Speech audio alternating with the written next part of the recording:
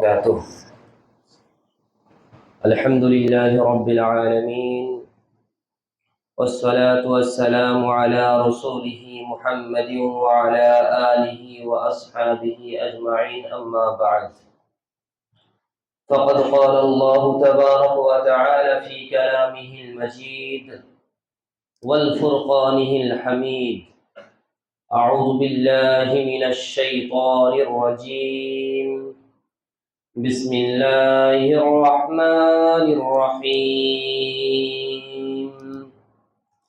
يا أيها الذين آمنوا لا تلهكم أموالكم ولا أولادكم عن ذكر الله، ومن يفعل ذلك فأولئك هم الخاسرون.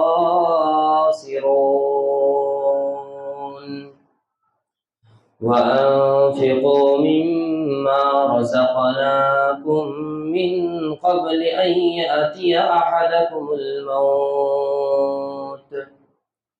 فيقول ربي لولا أخرتني إلى أجل قريب فأصدق وأكن من الصالحين،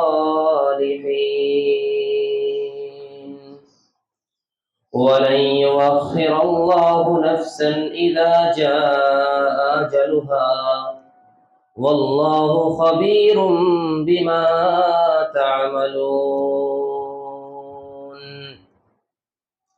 وقال رسول الله صلى الله عليه وسلم في الحديث عن أبي هريرة رضي الله تعالى عنه قال: قال رسول الله صلى الله عليه وسلم: إذا مات الإنسان انقطع عنه عمله إلا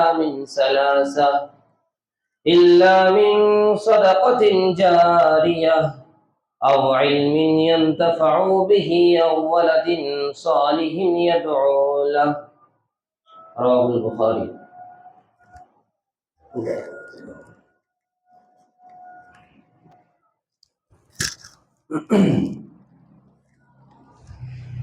حامدا ومصليا، أما بعد. أعوذ بالله من الشيطان الرجيم. بسم الله الرحمن الرحيم. كل نفس ذائقة الموت ثم إلينا ترجعون। الآية। শ্রদ্ধেয় সম্মানীয়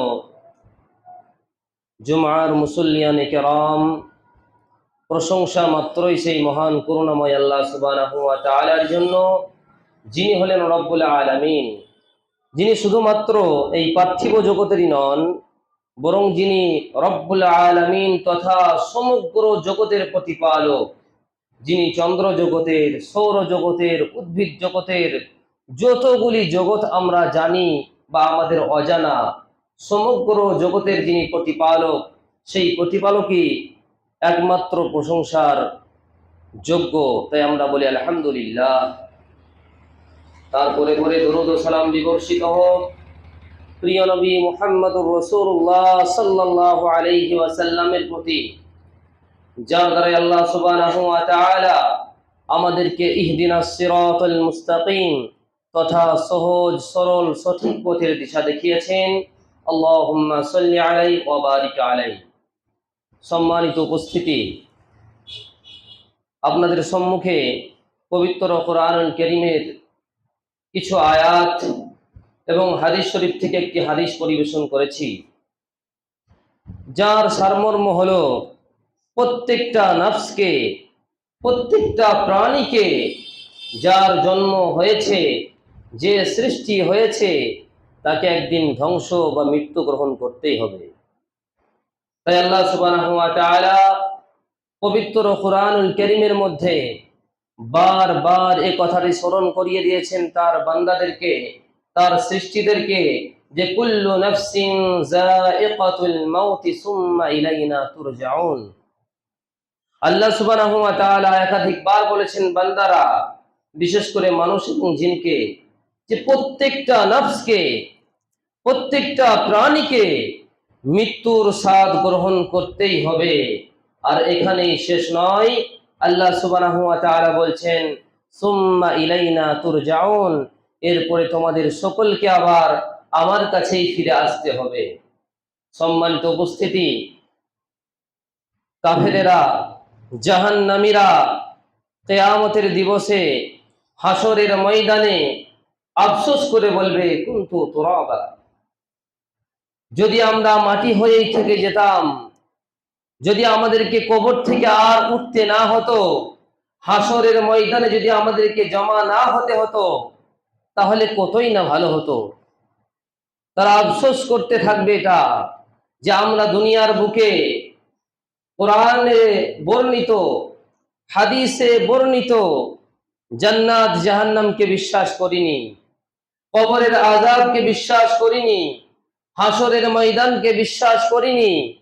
আল্লাহ সুবহানাহু ওয়া তাআলা যে একজন আছেন, যিনি আমাদের ইয়াউমে মাহশারে সমস্ত কৃতকর্মের হিসাব নেবেন, এ কথা আমরা বিশ্বাস করিনি। এজন্য তারা কিয়ামতের মাঠে হাসরের ময়দানে আফসোস করবে। অতএব সম্মানিত সুধী, আমরা মুসলিম হিসাবে, মুমিন হিসাবে আমাদেরকে বিশ্বাস রাখতে হবে, দৃঢ়ভাবে বিশ্বাস রাখতে হবে যে আমাদের মৃত্যুর পরে আবার জীবন আছে। আর সেই জীবনে আল্লাহ সুবহানাহু ওয়া তাআলা সেই জীবনের শুরুতেই হাসরের ময়দানে আমাদের কৃতকর্মের ফলাফল ঘোষণা করবেন। সম্মানিত উপস্থিতি, অতএব আসুন, আমরা সকলেই মুসলিম, কিন্তু আমরা